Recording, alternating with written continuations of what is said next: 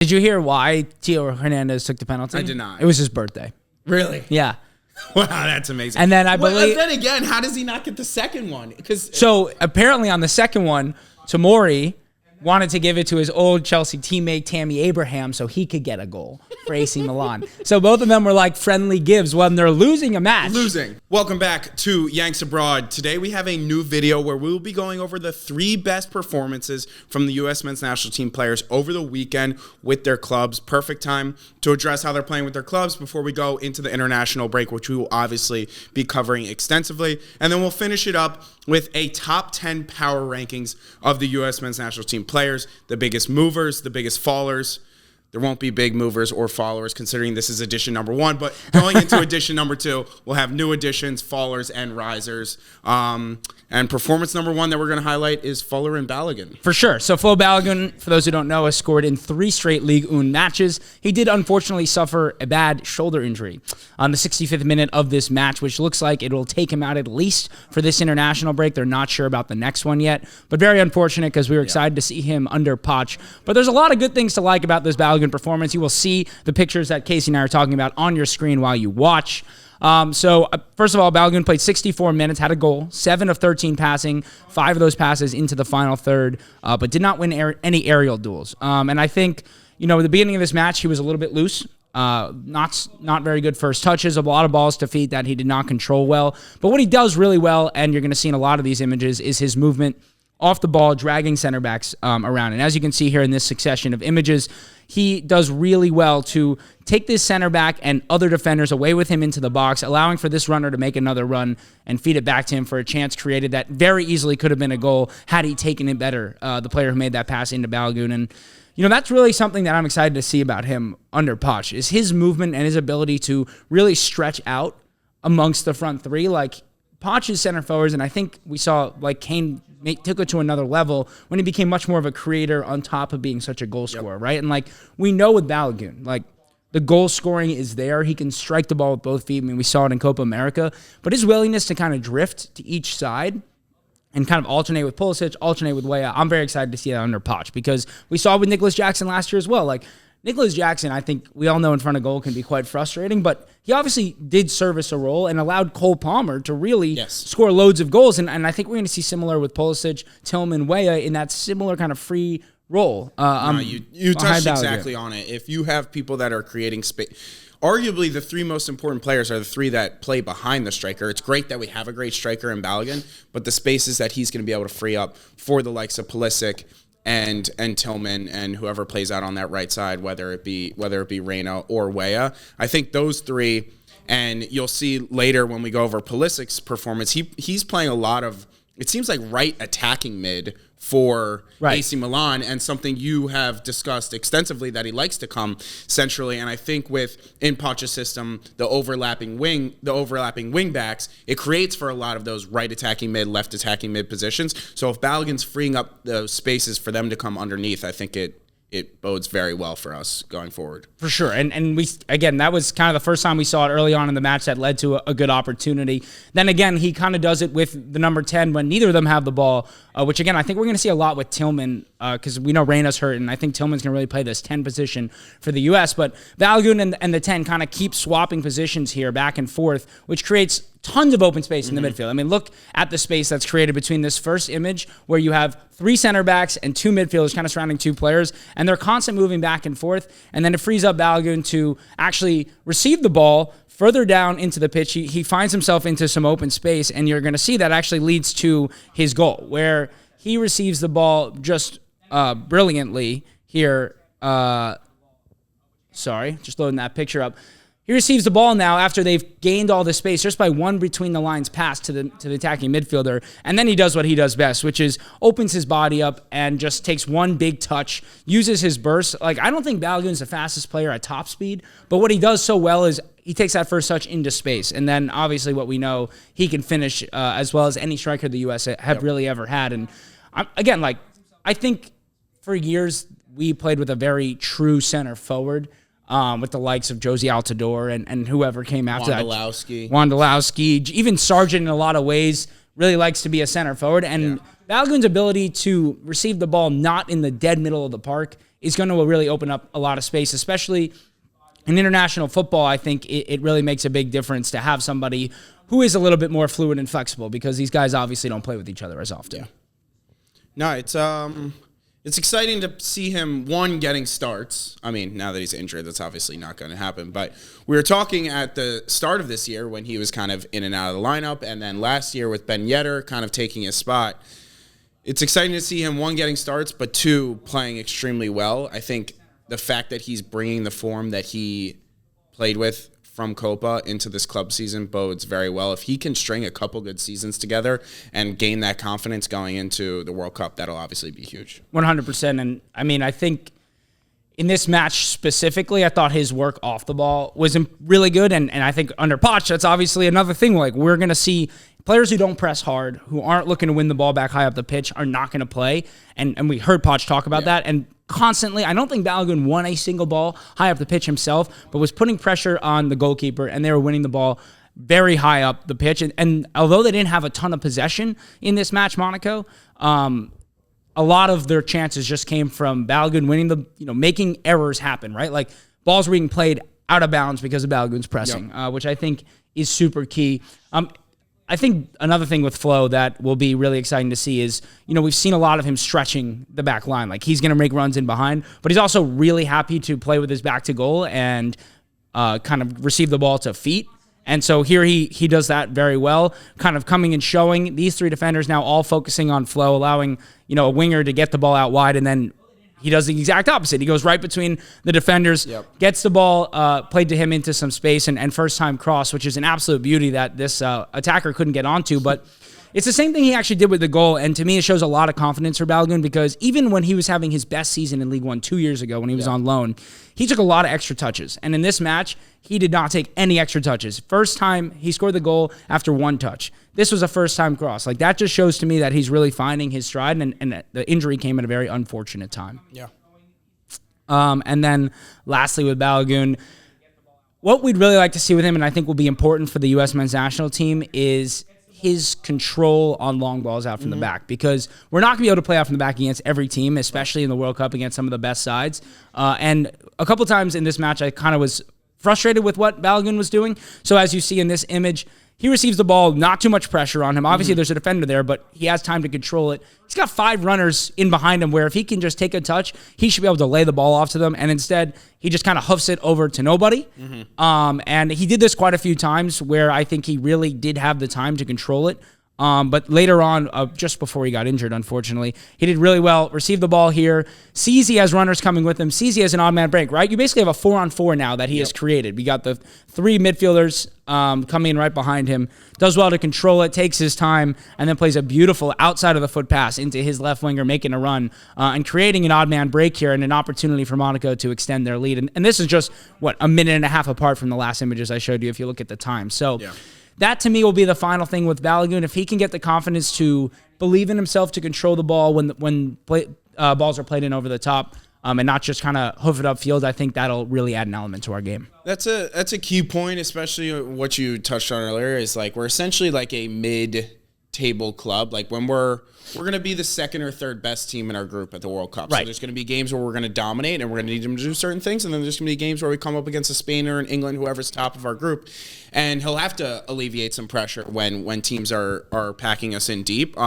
So yeah, that's something that I don't know if you call it hard for them to have to be able to play both sides of the coin, or it's just something they're professionals, so they need to be able to do. But that's something when you play in the U.S. men's national team, we'll need him to be able to develop, and will obviously be key because, again, we talk about Pulisic and maybe Tillman coming inside, but there's also like if Pulisic and Weah are wingers, like we have pace to hit on the break. If he can find exactly this, like that could easily be Pulisic out on that left wing running off of him, which we saw him. They had a pretty good relationship and a balance at Copa for sure. Yeah. So I think him continuing to build that will obviously be huge. No doubt, and I think even easier than playing with Monaco for Balogun will be that Poch plays with a second striker, basically, right? Like I hate to just keep talking Nicholas Jackson and Cole Palmer, but I think it's really helpful for people who maybe don't know enough about Poch. Like, that kind of relationship is what we expect to see with Balogun and somebody. We're not sure if it's going to be Pulisic. We're not sure if it's going to be Tillman. We don't know who he plans on playing in that 10. With Reyna's injury, it's looking like it's going, and how Tillman's playing, it's looking like it's going to be Tillman, which for us is extremely exciting. 100%, and that's who it should be just based on strictly profile. Yes. Like, we're going to talk about Tillman's match against Sporting, but he is exactly that player who wants to receive the ball right from his center forward in the midfield, carry, play the ball out wide, score goals, pass. Like, that is the player Tillman is. I mean, that's the player Reyna is, but again, we don't know what's going to happen with Reyna. This is a great performance by Balogun. I mean, the injury is really devastating because he took the great Copa form into this year with Monaco, 3 games in a row with a goal. So you do hate to see it, but hopefully we'll have him back soon. The injury was a total freak. I don't know if you saw what happened. I didn't see it. It was so odd that he even got so hurt. He basically, it was a ball in, and he was just going to put his arm on the defender to try and control it. And the second he touched the defender, his shoulder just like popped. Jesus. Like, barely any contact. Like, he didn't hit the ground or anything. So hopefully it's not too severe. Yeah. All right. Well, want to take Pulisic on? On to Pulisic, who had a 8 rating on FootMob. Would have been the man of the match if David De Gea didn't spawn into the best goalkeeper of all time. 2 brilliant penalty saves, which is an interesting. You saw the quotes. Did you see the quotes? The manager was like, I don't know what happened on the field. Pulisic is our penalty taker. It seems like a big miscommunication. If one penalty, one time is one thing. 2 is crazy. 2 and switching up. I mean, he wasn't even second choice according to the players on the field. So it seemed pretty crazy how he didn't get to take either of those penalties. Yeah. But 8.0 rating, 1 goal, 3 chances created, 3 for 3 in successful dribbles. This is our when he plays for the U.S. men's national team. I'm watching the game collectively, and obviously he plays a focal point. But this was the first time where I did a deep dive just watching his performance, and this could be hyperbole, but this is potentially the best I've ever seen Pulisic play in this match. I was really, really blown away.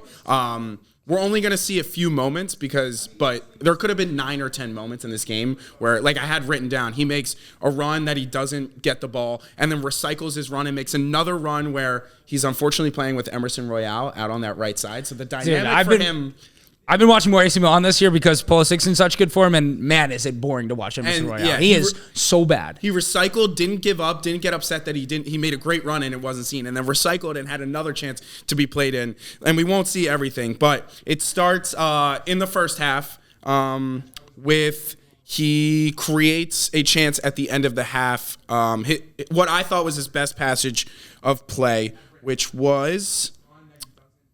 starts here in the 43rd minute. So I stopped it here on the screen because it's almost ridiculous that Morata continues that run past, I assume who that center midfielder is. Right. He plays a left-footed pass into that space. The other arrow is Morata then plays a very nice back heel. Tammy Abraham comes back on sides, and Morata plays it back into Tammy, which then Tammy, as you can see on the right side, then Pulisic continued his run, and then Pulisic is literally falling down and plays a crazy perfectly weighted left-footed, again, the left foot pass into Morata to begin with, and then the left-footed falling down pass into Tijani Reinders, which creates the first pen of the game. Right. Perfectly weighted. That left center back, it seems like, takes out Reinders, and Teo Hernandez comes in and has a penalty saved. As we touched on, Pulisic did not get to take the penalty. But this was honestly a joke. When I saw that he was falling down, I was like, that's pretty insane. Did you hear why Teo Hernandez took the penalty? I did not. It was his birthday. Really? Yeah. Wow, that's amazing. And then I believe... then again, how does he not get the second one? So apparently on the second one, Tomori wanted to give it to his old Chelsea teammate Tammy Abraham so he could get a goal for AC Milan. So both of them were like friendly gives when they're losing a match to Fiorentina. And by the way, they don't have a point in the Champions League and are struggling in Serie A. It doesn't seem like birthday and gifting pens is something they're... Like, there's a lot of talk because, like, I don't know if you remember last October, like, Havertz hadn't scored yet. We were beating, I think it was Bournemouth by, like, 4 goals. Yeah. And so they gave Havertz the pen, and then since then he's been incredible. Yeah. But, like, this isn't one of those situations. Yeah. And then my note, and then we go into the second half, and my note is the goal in the 60th minute is an absolute joke. So also holistically, you see where his positioning is right now, and it might not seem crazy because the ball is out on that left side, but something I noticed in this match, he is playing with a confidence that I don't think I've ever seen. He is not really playing, I touched on it earlier, he's kind of playing right attacking mid, but he's almost playing positionless. He is just finding any way to get involved. He believes that him touching the ball on every possession, no matter when it is the best thing for this team. And he's probably right. And he's picking the ball up wherever he wants and almost demanding it, like kind of like a Hazard would just float around and find the perfect places to pick up the ball and then make everything happen. It's almost insane how well he's playing, but I thought this was insane. So Hernandez, he gets the ball, he takes one touch, clearly is loading up to put in a cross. I mean, they have two target men in Morata and Tammy Abraham, but if you look at where he is, crazy. And the dedication to this run that it takes is one thing. And then I mean, the finish was out of this control. The finish is insane. I tried to stop it in the craziest part, but he literally, it comes onto his right foot, volleys it, it floats over De Gea into the left side of the net. This goal was just an absolute, I mean, 59-19 to 59-22. That's it's 3 crazy. seconds. I mean, the dead sprint he went on to score this goal, and then first time volley is just an insane goal. On top of the fact that it drew level in an important part of the match. I mean, where they needed it on the road. I mean, it's no coincidence that he's being linked with moves to Liverpool and Manchester United right now. I mean, somebody wants to pay big money again for Christian Pulisic, and I think, we talk about this all the time, but those who are new to the show, I think we need to stop being obsessed with the move to the Premier League for these players. Pulisic's career would have made a lot more sense if he went Dortmund, Milan, Premier League. And so I think a move, at the end of this year, not to Manchester United, please, because that's a fucking hellfire, but to a Liverpool, that could be really fun. Replace, it would be amazing. And again, I keep talking about the confidence, but you don't make that dart to the back post unless you believe that when you get there, you're going to finish it. And then again, this finish, first time volley, is no matter how good you are, this is something that is pure confidence that you believe. It's one of the best of his career, genuinely. It was, and he's had some great goals in the last year, but this is genuinely one of the best goals of his career. It was absolutely insane. And then his first reaction is just immediately, let's get the ball and let's go try and win this match. And I didn't take a screenshot of him not throwing a fit, but when he got taken off, he was pissed as well because he knew he was dominating this match. He really, really was. And then we have a free kick. I just paused it where the ball ended up, but you can see at the bottom of your screen, number 11. That's where it was taken from, which is kind of one of those awkward. You see a lot of those, that distance, not beating the first man. It's almost a nothing cross. Or going way over. Because you have to get the perfect amount of... Because to whip it with the pace that it becomes an effective ball and from that far away is actually a very difficult technique. But you see right where the bottom of that circle starts is the defender that it beats, and right behind him is where that ball ends up. And it's an awful header, but realistically, that's an 8 yards away. It ends up being a free header that could have very well have been an assist. It's a big chance traded. And there was earlier in the 9th minute, there was it was kind of like a pseudo corner kick, free kick, where it was a foul right in front of the corner kick, in front of the corner flag. So it was essentially a corner kick. He put in I would say a Saka-esque ball where it's just whipped in with unreal pace right on the goalkeeper to where they struggle to. The goalkeeper De Gea got a good punch on it, but that's something we discussed is should he be on free kicks? I thought for the U.S. previously, he was very underwhelming on free kicks and corner kicks, but lately his service has been fantastic. It's incredible. I think he has 2 or 3 assists off corner kicks already in the season.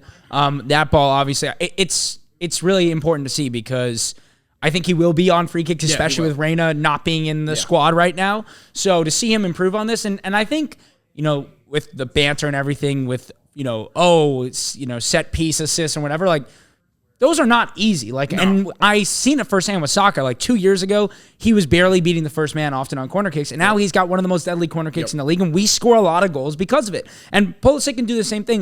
One of the advantages of the American side is that we are athletic and big. We may not be the most technical side, but we can be physical. Sure. We should be taking advantage of set pieces. And if Pulisic can pull this off, like on a consistent basis, we should score a lot of goals that way, and we'll need those goals desperately. Yeah.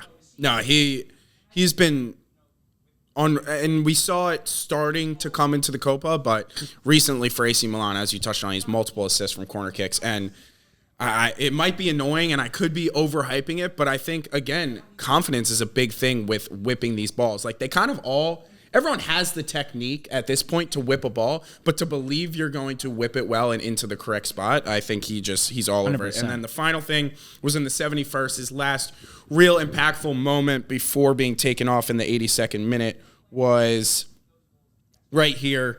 I highlighted this defender because he's running back to Mark Pulisic because he knows where the ball is going. And you can also see this ball was kind of fizzed into him pretty hard. You can see that it's off the ground. It's going to be bouncing. And then you'll see where he turns. He takes it on his left foot. Again, he's a righty. I touched on it. The 2 passes with his left foot. Yeah. He takes it on his left and opens his body to the centrally to block off that midfielder coming to track him down, as you'll see here. So he ends up on the back side of him. He turns centrally, and the defender has to run around. Because in this original, you would have thought he would come to his left shoulder. No, for sure. And he brings in that center back as well, allowing Tammy to make that run. Yep. So you would think he ends up on his left shoulder, but here the turn is so good. He ends up on his right shoulder, essentially taking him out of the game. And then a well-timed run by Tammy, but a lot on Pulisic to play it. This ended up being onside. He plays a well-weighted ball into Tammy. He does not finish it. De Gea makes an all-right save, but a perfect slot ball that we can see Balogun making that type of run, as you touched on. 100%. So this was his last moment. Again, he got an 8 out of 10 performance. Of De Gea finished with, I think, like a 9-6 or something. 2 penalty saves. But an unreal performance from him. I was happy that I got assigned watching and detailing it because he was fantastic this match. I'm just obsessed with where he keeps receiving the ball in the half spaces. Yep. Like, that under Pochettino is going to make a world's difference, 100%. Especially when Dest is back and you have Dest kind of being able to overlap. I think with Scally, we won't see it as much. But, like, look how AC Milan are playing here. I can't tell who that is. Maybe that's Reinders in the orange cleats next to the ref there. But, like, ideally, this is kind of like Pulisic and Tillman, and then you kind of have Weah being the winger on one of the sides to stretch the field with Balogun. Like, that, to me, is the ideal situation.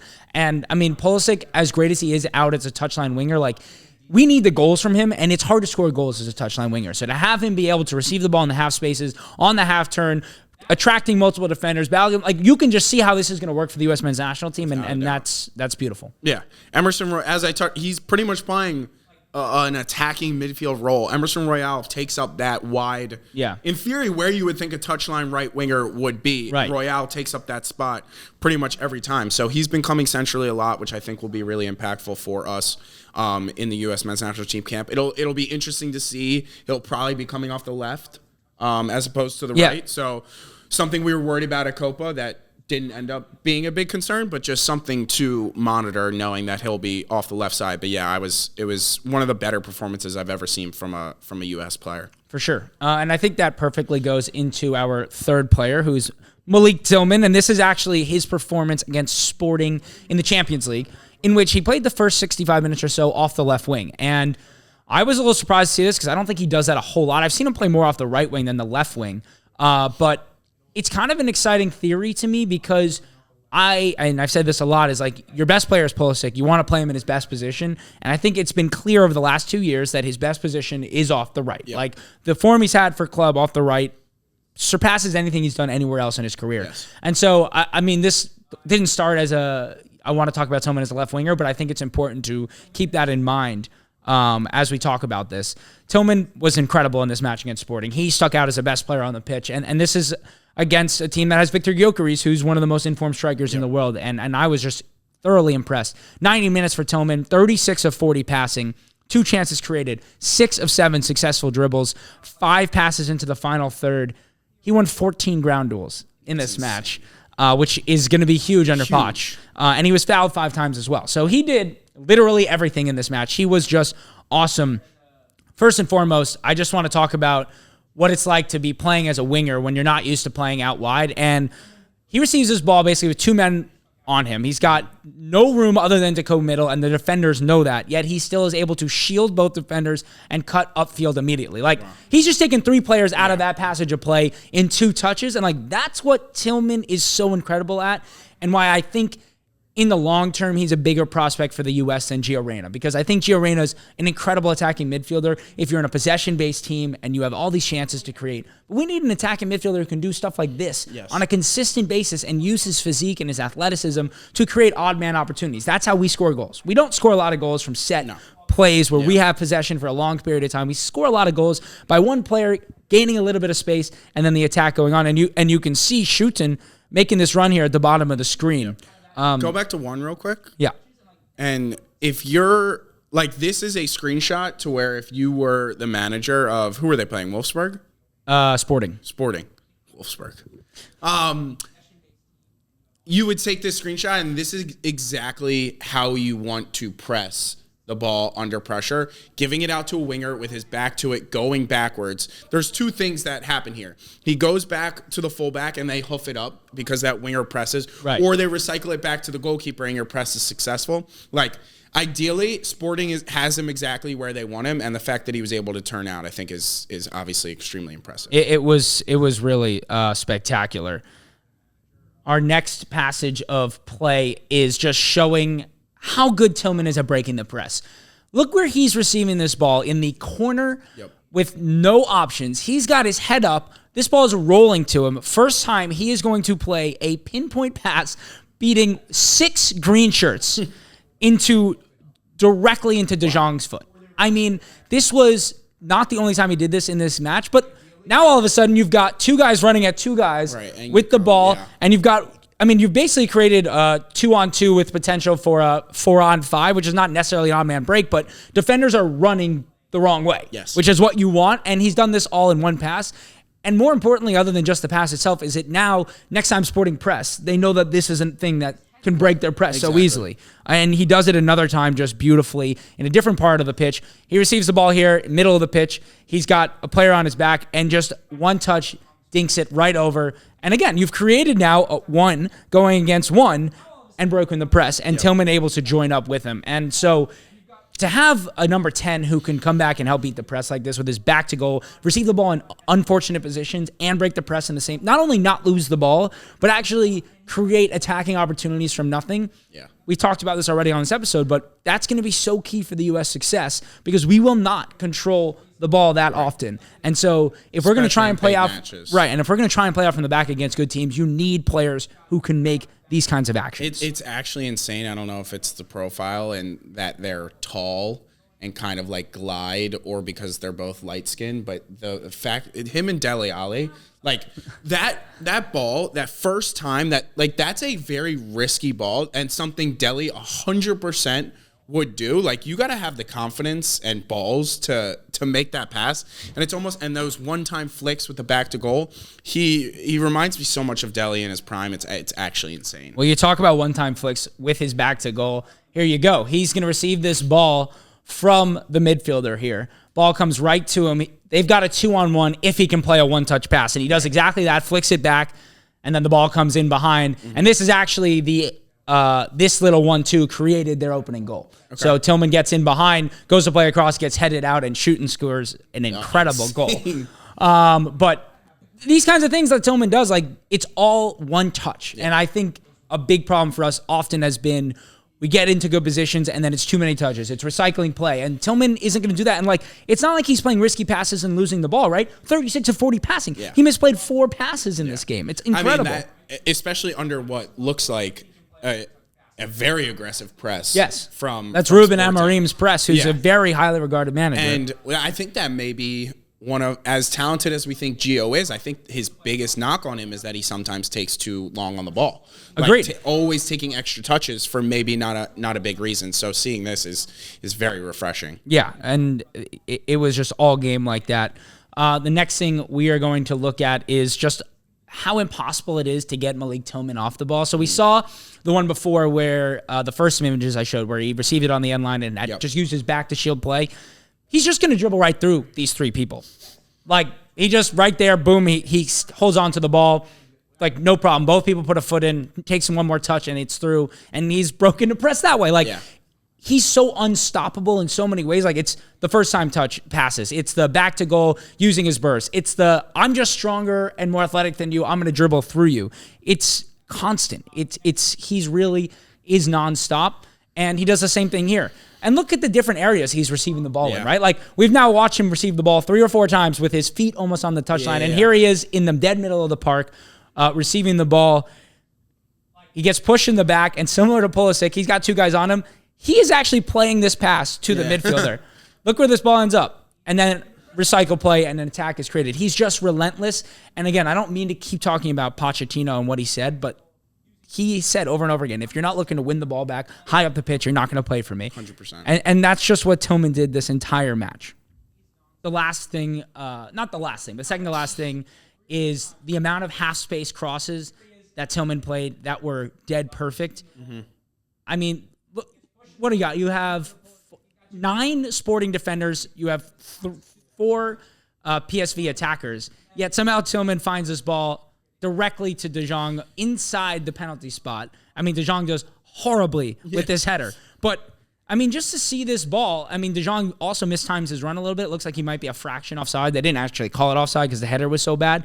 But just an absolutely brilliant ball in there. Go back to that first one. It's actually, we didn't even plan this, but it's almost insane how well this is formulating, because you talked about the willingness of Balogun making the runs in between the center backs. And then I just touched on Pulisic picking up in those half spaces centrally, and then Tillman drifting left and being able to make these passes. Like, the 3 could potentially be like the dream trio, just watching all 3 of the things we just illustrated, and then them doing it together would be a match, would be insane. 100%. That's what I was saying before we even spoke about this. Like, I didn't go into this being like Tillman maybe is our left winger, but having talked about Balogun, then watching where Pulisic really was playing that match more as kind of a second striker, Tillman off the left almost makes a little bit of sense, especially if we're going to play a midfield 3 that we want to be a little more defensive. Like maybe you have a McKennie, Tessman, Cardoso midfield 3.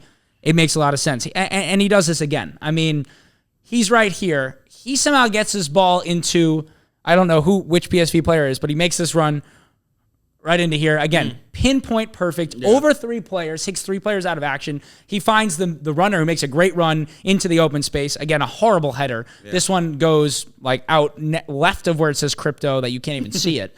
But an excellent ball. And it's not just the balls in the air. He does the same thing, which I think is more impressive from the right half space. He's going to play this threaded ball on the ground, splitting 3 defenders, bypassing De Jong, and right into the feet. And again, a terrible shot comes from it. But this is just what Tillman was doing all game. He was creating in every single way. It was breaking the press from deep to create counterattacks. It was using his strength and ability on the ball to break with his burst. And then it was, of course, the final balls that were also incredible.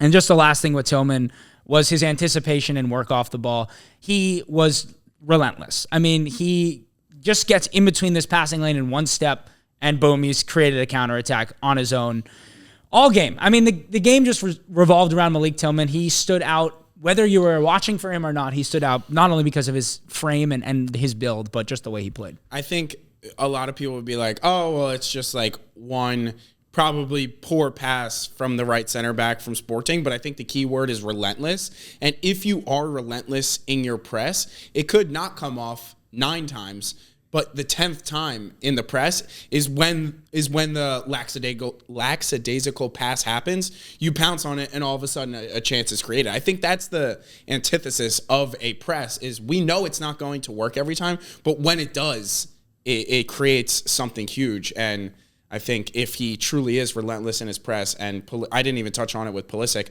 but he was relentless in his press, I think it could create a lot of success in the Pochettino system. And that's why someone who we didn't touch on, but who's playing better now, Weston McKennie, if he can put that together, I think he could be very important to this setup. For sure. And I think we didn't do his performance, but we should talk about the fact that Thiago Motta is incredibly impressed with Weston McKennie. This is the same story every year, it feels like. Juventus want him out. Crazy. He doesn't leave. He's not in the squad. He forces his way in. Yeah.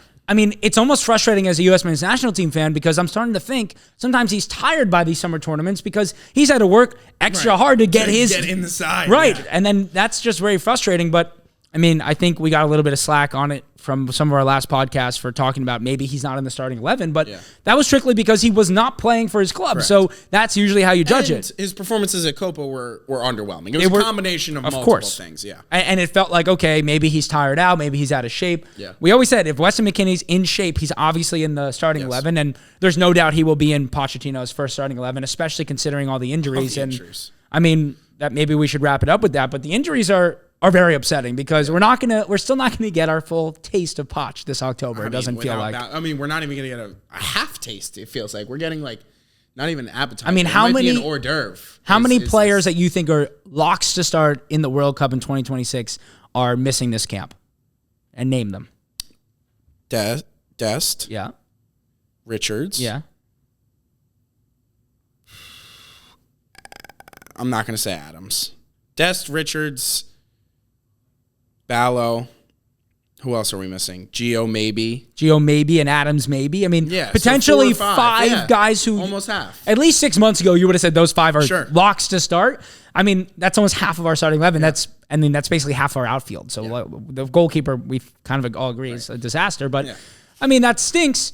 But maybe it's an opportunity for some guys. Who are you excited to see? If you are a fringe player, this is the most exciting. I mean, you get his first camp.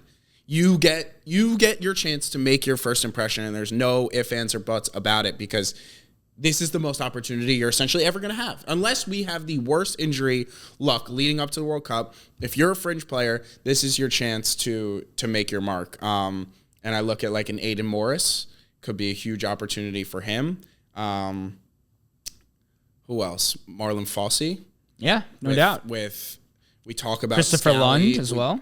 We talk about Scally not being a perfect fit, and with Dest out. There's a lot of opportunity, and I think that's what makes it's not exciting because we want to see what our full strength lineup looks like under this new Poch setup. But it's also exciting because we are going to see some players who we didn't get to see a ton of at Copa and recently. So comment down below going forward who you guys want us to highlight with these player reviews. We'll be doing a ton of them throughout the club season leading up into the international breaks, but we'll finish with our power rankings of the current U.S. men's national team players. So we went offline. We'll be doing this every episode, and we'll highlight our biggest new additions to the top 10 and movers. Number 1 is obviously Pulisic. He's been potentially number 1 on these power rankings for like 18 months now. He's been that consistently good. It's almost a joke. Number 2, unfortunately, Balogun picked up the injury, but as we touched on, 3-3 in Liga. He's playing very well. And then Tillman. This, funny enough, was not on purpose, but we did want to highlight our 3 best players in the first episode, and Tillman has been playing great. And then we just touched on McKennie, number 4. He deserves so much credit for how he's fought. Like a lot of people, it's hilarious, but it's sad that he is almost forced out every single time and then works his ass off and becomes almost a first name on the team sheet type of guy for these Juve sides. So he could have potentially been even higher just with all the external factors considered. But just based off his play, he fits in number 4. Then Josh Sargent at number 5. When I didn't even touch on him, Ballo's injured. Who's going to take that backup striker role? Maybe it's an opportunity for Josh Sargent. I'm interested to see who's going to be the starting striker.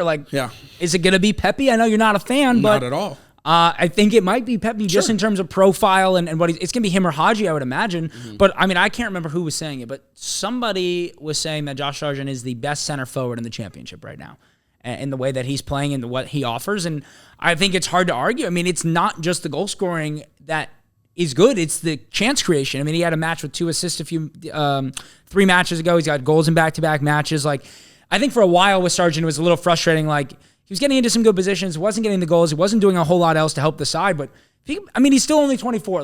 We talk a lot about these players for so long because there's so few names who are exciting in the U.S. setup. And so we've been talking about Josh Sargent for 5 years, since he's 18, 19 years old. Maybe 24, he's starting to hit his stride here for Norwich, and maybe he helps him get promoted and another chance at the Premier League. So it's a big opportunity for Josh Sargent to impress Pochettino. Next is Anthony Robinson. Again, we continue to say he doesn't do it for the U.S., but he's consistently doing it for Fulham. He had a tough match against Man City. But outside of that, he's been brilliant. I mean, most people struggle against Did you see what's he said Salah had said to him? No. Salah was like, wait, who are you? And then like, how old are you? And then like, you're so good and fast. Really? And then there was some other story that Anthony was telling about, can't remember who he was playing against, but he like, someone was like, can you stop running? Like, you're just like that. He's been frustrating some of the best wingers in the world. And again, like, let's see it for the U.S. because he has been incredible for Fulham. And he's somebody who I do think will make a big move away from Fulham either in January or in the summer. Yeah. Number 8 is Aiden Morris. Number 7, is Brendan Aronson.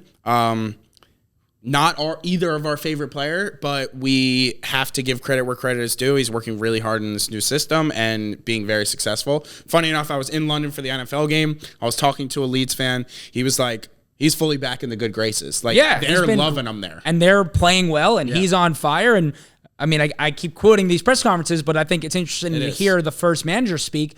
And Pochettino was like, I want to help Brendan Aronson figure out what his best position is. Is he a right winger? No one's figured that out yet. Correct. So, I mean, I think that's really cool for him to call out a specific player. Like, maybe that's why he's just been an Energizer bunny, because Greg couldn't get the best out of him. So let's see what Poch can do with that. Yeah, and I think that touches on something you said a couple of podcasts ago, where it's exciting that a lot of these players will be going to a better manager in the international break now, which is a very exciting prospect for these players. But number 8, Aiden Morris, touched on him. Very exciting opportunity for him to get into the side. Number 9, Haji Wright, scored again. Scored an incredible goal. The goals he scores for Coventry are like, it looks like he's playing for Real Madrid. Like, they're silky touches curling into the right corner. Like, he looks like a fake Henri Regen in some of the things that he does. Like, it's I praise from you. Like, obviously, I don't mean like in any way does he have the skill, but he's just silky, and I think he may like him, Pepe, and Sargent all have a huge opportunity in the next 2 weeks. So let's see what they do with it. And finally, number 10, another guy with a huge opportunity is Tanner Tessman. Got called up due to the Cardoso injury. Is getting heavily integrated into the side since his transfer. And no Adams, no Cardoso. This feels like a dream opportunity for Tessman, who was not playing on fool's gold, essentially, because he was not included in the original squad, which we were upset about, but due to injury, now has an opportunity to really impress. And this could be, if you had to choose one player with the most pressure or most important camp, it could be Tessman. Because this is your opportunity to show. I was not selected originally. Clearly was one of the first names left out of the squad. You get in the squad now due to injury. What can you do with that opportunity? With potentially the 2 names ahead of him both out injured. So for sure, an exciting opportunity for him. That's our top 10. Let us know who we missed out on. I'm sure there's someone. People are going to want someone from the MLS for sure included. You tweeted about Patrick Ojemang. From Charlotte FC. He's getting a lot of love. He feels like a very MLS-y kind of athletic striker that we used to fall in love with. I tweeted about him because that was literally a carbon copy of the Aubameyang goal from the FA Cup 3 years ago. And they have similar names. But everyone was... I didn't even read it as that. Like, I was just literally scrolling Twitter, and I was like... I thought it was at first like... I didn't even know what it was, because I don't watch the MLS at all. Yeah. And then I was like, oh, this is literally just a goal, and it looks like the same goal. But no, I've unfortunately watched a lot of Ojemang. He is just an American soccer player through and through. He's an athletic freak who could be top heavy, who could be playing basketball or football if he chose it at a different age, and technically is not awful, but not technically gifted like the players that we have in our camp now. So I don't expect Ojemang to be in the side, especially since we have so many strikers. Exactly. Yeah. So let us know in the comments, 1, who we should highlight next time, and 2, what you think of this new strategy style of video that we're running with. We're open to all suggestions, and we'll see you for we have a BR stream coming up. Yeah, we've got 4 Bleacher Report streams coming up that will also be here on YouTube after they are on Bleacher Report. We're going to be doing Friday, the top young players in the United States men's national team setup, who might thrive under Pochettino. Then we're going to be doing 2 post-match reaction streams after the 2 games against Panama and Mexico. That is on Saturday and Tuesday. And then on Wednesday, we will be doing the best U.S. men's national team starting 11 moving forward under Pochettino, which will be an interesting one because we don't really know who's going to play under Poch considering injuries and new managers. So stay tuned for all that. Very excited. And yes, as Casey said, let us know what you thought of this new format. We're going to be kind of tweaking it here and there, but I think we really want to highlight those great American performances we're seeing around Europe for those of you who don't get to watch as much soccer as we do.